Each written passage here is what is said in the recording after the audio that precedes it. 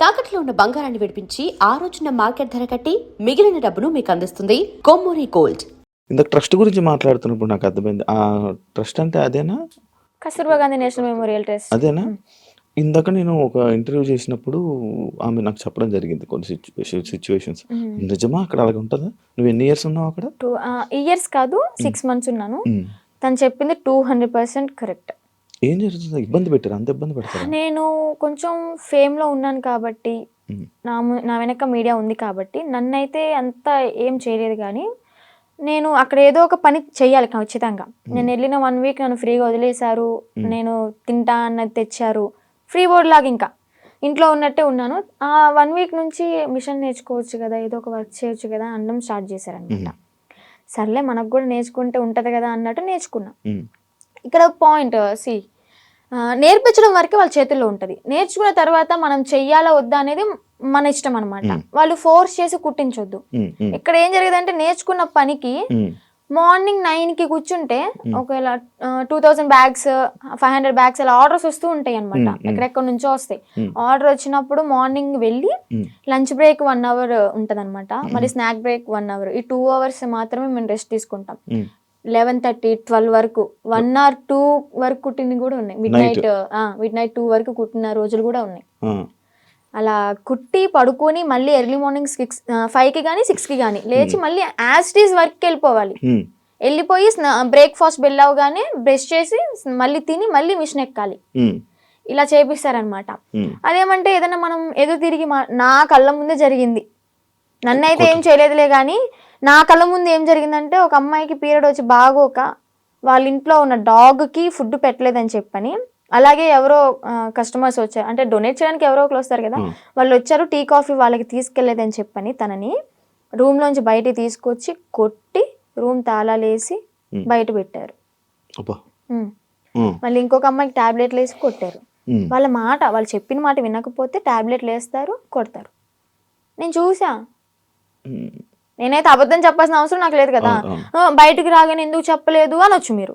ఎందుకు చెప్పలేదు అంటే నేను అసలే బ్యాడ్ అయిపోయి ఉన్నా. మళ్ళీ నేను మీడియా ముందుకు వచ్చి వాళ్ళ గురించి చెప్పి ఎందుకు ఇదంతా నాకు మీడియా ముందుకు రాకూడదని అనుకున్నా అనమాట. ఇప్పుడు ఎందుకు చెప్తున్నా అంటే గౌతమి గురించి. గౌతమియే కారణం. కాల్ చేసింది, ఎలాగా కాంటాక్ట్ అయిందో ఏమో తెలీదు. ట్రస్ట్లో ఉన్నప్పుడు అనుకుంటా, నువ్వు బయటకు వస్తే మాత్రం నన్ను మాత్రం మంగళగిరి వచ్చి వర్షిని అంటే ఎవరు చెప్పని వాళ్ళు అంటూ ఉండరు, నా దగ్గర తీసుకొచ్చేస్తారు నిన్ను అని చెప్పడం. అంటే ఒక హామీ ఇచ్చాను తనకి. లోపల చెప్పేదాన్ని, అక్క ఇన్ని ఇయర్స్ ఉన్నావు, నీకు అమ్మ నాన్న ఉన్నారు, ఓకే అన్నయ్య ఎదవయ్యాడు ఏదో చేశాడే అనుకో, వీళ్ళకైనా ఉండాలి కదా. నిజమే కదా, 10 years అవుతుంది, చిన్న పిల్ల నుంచి ఉంది, పెళ్ళిడికి వచ్చింది, పెళ్లి చేయాలని వాళ్ళకి ఉండదా? సరే వీళ్ళ అమ్మ నాన్న ఎతుకుతూ ఉంటారు, పెళ్ళిడికి వచ్చింది, వాళ్ళకి కొంచెం ఉంటది కదా చూసుకోవాలని, పంపిద్దాం అడ్రస్ కనుక్కుని పంపించవచ్చు కదా. ఇప్పుడు కూడా ఎందుకు పంపించారు అంటే తను ఫోర్స్ చేసి ఈవెన్ నెల తినకుండా మంచినీళ్ళు తాగకుండా సరిగ్గా ఫుడ్ లేక హెల్త్ బాగాలేదని చెప్పని ఎక్కడ చచ్చిపోతే వాళ్ళ తల మీదకే కదా వచ్చేది అని అడ్రస్లు కనుక్కుని వాళ్ళ అమ్మని వాళ్ళ మావయ్యని పిలిపించి తిన్ని పంపించారనమాట. లేదంటే అమ్మ నాన్న లేకపోతే తను చచ్చినా గానీ ఇంకా శవ అనాథాశ్రమానికి వెళ్ళిపోయి ఇంకా అది కాల్ చేస్తారు కదా నార్మల్గా ఎవరు లేకపోతే, అలాగే అయిపోయేది. అంత పట్టుబడి అసలు పంపించాలి అంటే ఎందుకు అంత తిండి మానేసి అంత ఘోరంగా ఎందుకు ఉండాలి, ఎందుకు అలా హింసించాలి? మీరు మీకైనా కొంచెం థాట్ రావాలి, పెళ్లి చేసుకుంటుంది బాగుంటది అని చెప్పని.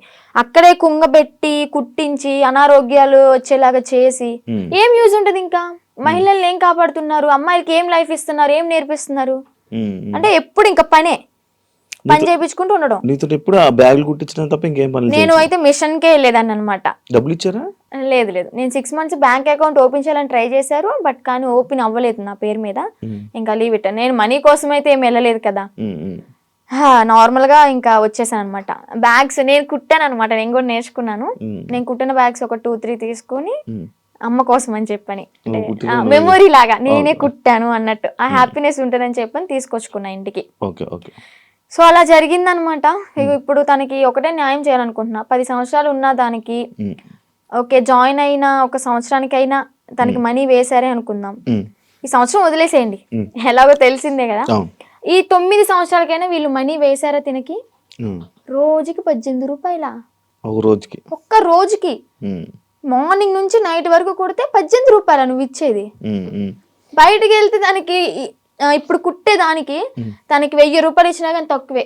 1000 తక్కువ, రోజుకి 1000 చాలా తక్కువ, అది చాలా తక్కువ అవుతుంది. ఎందుకంటే వాళ్ళు కుట్టే వాళ్ళు దొరకట్లే. ఫినిషింగ్ అయితే అద్దరు కొట్టేస్తుంది తను గౌతమి.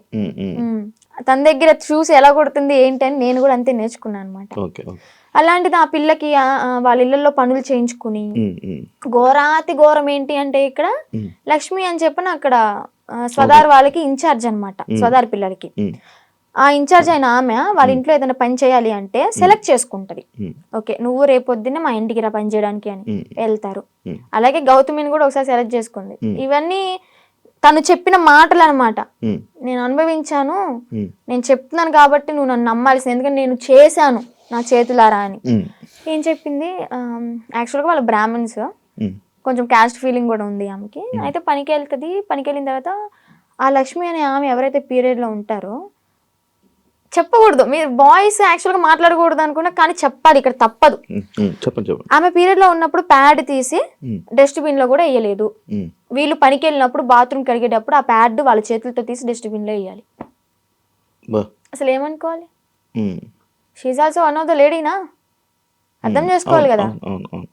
అలాంటి ఆమె వీళ్ళ చేతి ఇలాగ గొడ్డు చాకరీ చేయించుకుని, డబ్బులు కూడా మ్యాటర్ కాదు ఆమెకి, ఇక్కడ న్యాయం ఏం జరిగింది? హెల్త్ ఖరాబ్ అయింది. అరే ఆర్డర్ వచ్చి కుట్టి కుట్టి కుట్టి కాలు ఇంతలావైంది. నేను ఉన్నప్పుడే ఆమెకి కాలు ఇంతలావైతే ఏం కాదులే అన్నట్టు ఆయింట్మెంట్ రాసి కట్టు కట్టి ఆ కాలుకి కవర్ కట్టి మళ్ళీ యాస్టీస్ కుట్టిస్తున్నారు. 10 సంవత్సరాలు. సరే 10 సంవత్సరాల్లో ఒక 2-3 సంవత్సరాలు నార్మల్ గానే ఉన్నారనుకోండి. వీళ్ళకి కొత్తగా వచ్చిన వాళ్ళతో మంచిగా ఉంటారు, ఒక నెల వరకు ఉంటారనమాట. పాత అయ్యే కొద్ది ఏంటంటే నిజ స్వరూపాలు బయట పెట్టేస్తారు.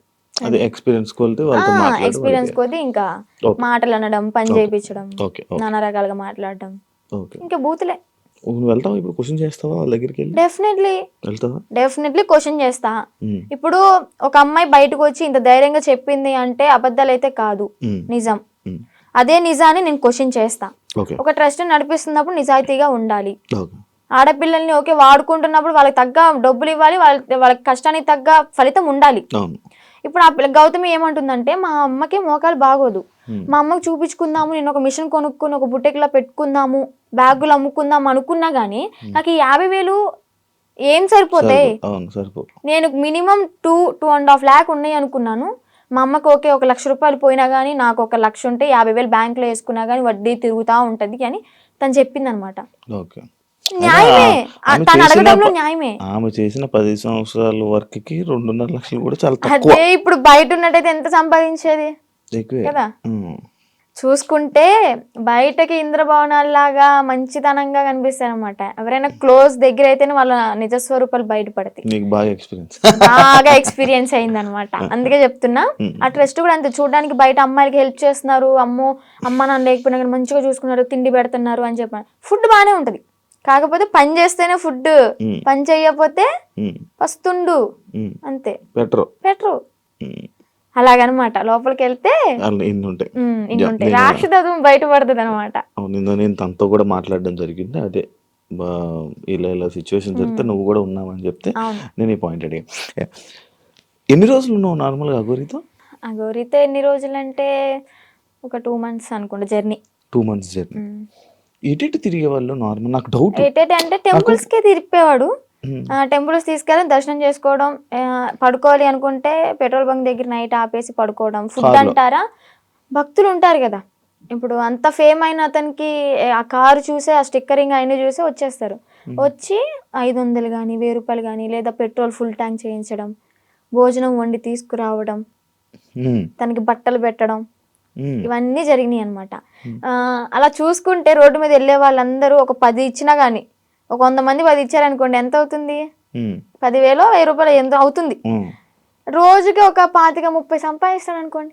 అలాగా రోజుకి 25-30 పెట్రోల్ ఫ్రీయే, డబ్బులు ఫ్రీయే, తిండి ఫ్రీయే, ఇంకేముంది ఏసీ ఆన్ చేసుకుని చల్లగా కూర్చుని తోలడం. రోజుకి 25,000-30,000 పడిపోయి నేనే పక్కన కూర్చున్నా కదా. లెక్కెట్టేదానంటే ఒక్కసారి అనుకుంటే కౌంట్ చేసా మనీ మొత్తం. అంటే ఓన్లీ గుడ్లకి వెళ్ళడం, పెట్రోల్ బంక్ పడుకోవడం అంతే. అంతే. ఇంకా ఇల్లు సపరేట్ ఏమి ఉండేవి కావు. ఏముండేవి. ఈ 2 months లో నువ్వు లేవు. మ్హూ.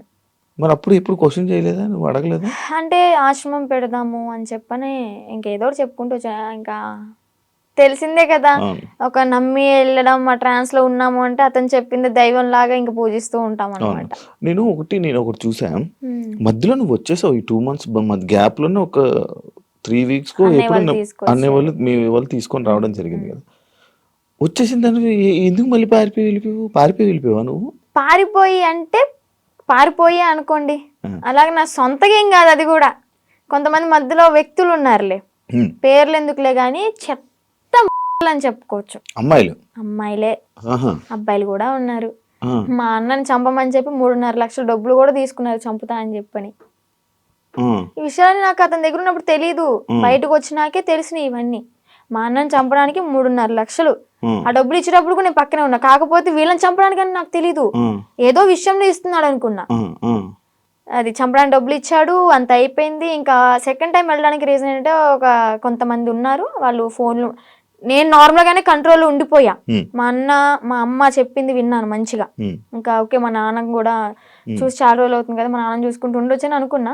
వాళ్ళు ఏంటంటే మధ్యలో ఎంటర్ అయ్యి ఫోన్లు మాట్లాడిచ్చి మళ్ళీ యాస్టీజ్ రిపీట్ చేశారనమాట దాన్ని.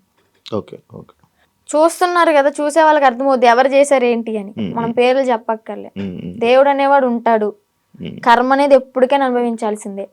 నేనైతే ఒకటే అనుకున్నా, నా కర్మ ఇలాగా వదిలిపోయిందనే అనుకుంటా. ఏదో జన్మలో ఏదో పాపం చేసి ఉంటే ఆ పాపాన్ని ఇప్పుడు ఇలా తీర్చేసుకున్నాను. అలాగే కర్మ అనేది వాళ్ళు కూడా అనుభవిస్తారు, నాకన్నా డెబ్బలు ఉంటది వాళ్ళకి. మీ వాళ్ళు ఇప్పుడు వాళ్ళు వెళ్తున్నప్పుడు మీరు వాళ్ళతో జర్నీ చేస్తున్నప్పుడే ఒక అమ్మాయి టాపిక్ ఇష్యూ అనేది బయట రేజ్ అయ్యి జరిగింది. ఒక అమ్మాయి వచ్చి కేసు పెట్టడం రాదే, రాదానా ఎవరో ఒక అమ్మాయి వచ్చి కేసు పెట్టింది. దాన్ని నీ దగ్గర ఎలా మ్యానిపులేట్ చేశారు? నువ్వు అడగలేదా, క్వశ్చన్ చేయలేదా? ఎలా అంటే తన దగ్గర వాయిస్ రికార్డ్స్ ఉన్నాయి. అంటే తను పెట్టింది ఏవైతే మీడియాలోకి వచ్చినాయో అవి కాకుండా నాకు సపరేట్ వినిపించాయి అనమాట. అంటే తను డిలీట్ చేసుకోవచ్చు పాస్ట్ మొత్తం, మంచిగా ఉన్నాయి ఉంచుకోవచ్చేమో. నాకైతే అలా వినిపించి ఇది అంతా ఫేక్, తను అబద్ధాలు ఆడుతుంది, తను నా దగ్గర డబ్బులు నొక్కేసి ఆశ్రమం పెట్టుకుని నాతో వచ్చిన డబ్బులతో ఎంజాయ్ చేయాలనుకుంది, అంతా ఫేక్ అది ఇది అని చెప్పాను అనమాట. అప్పటికి నేను నమ్మలే. కానీ ఏంటంటే ఇక్కడ మాటలు ఏం చెప్పాడు అంటే, తను వాళ్ళ మామయ్య నా దగ్గరకు వచ్చి తనకి పెళ్ళయింది ఆల్రెడీ, పిల్లలు కూడా ఎవరో ఉన్నారు సంథింగ్, ఆమె నన్ను కోరుకుంటుంది అందుకే అలా మాట్లాడుతుంది అని టాపిక్ డైవర్ట్ చేశాడు. కోరుకోవడం అంటే ఇప్పుడు నన్ను ఎలాగా ఇన్ఫ్లుయెన్స్ చేశాడు, ఎలా మాయ మాటలు చెప్పి ఇది చేశాడు, తనను కూడా అలాగే మాయ మాటలు చెప్పి తను కూడా అట్రాక్ట్ అయింది. ఏంటి అంటే సడన్ టైంలో నాకు హస్బెండ్ లేరు, ఓకే నా లైఫ్ కూడా ఇలా ఖరాబ్ అయిపోయింది. షీఈ్ లాయర్ అనుకుంటా ఐ థింక్, తను లా అయ్యింది. ఓకే ఇంకా నేను ఇతనితో ఉంటే నా లైఫ్ బాగుంటుందేమో, అంటే ఫిజికల్ బాండింగ్ లేకపోయినా కానీ హ్యాపీగా ఉంటాను కదా, నాకంటే ఒక తోడు ఉంటుంది కదా అంటే వీడేం మాటలు చెప్పాడో ఆమె అంత అట్రాక్టివ్ అయిపోయింది. మరి అలాగనుకుని ఓకే ఇతనితో జర్నీ కంటిన్యూ చేద్దాం అనుకునే టైంలో నేను ఎంటర్ అయ్యానంట. పిచ్చిదాన్ని, నాకు తెలియదు. అప్పుడు ఏదైనా బాధలో ఉండేదానివా? బాధలో ఏం లేనబ్బా, బానే ఉన్నావు. బానే ఉన్నాను. తన ఎంగిల్తో ఇలా చేయడం అయితే చేశాడు, ఇది పక్కా. ఏం తిన్నారు ఆ రోజు రాత్రి? బిర్యానీ, చికెన్, అంటే ఇంట్లోనే కుక్ చేసింది, chicken curry and bagara rice. Mummy చేసింది.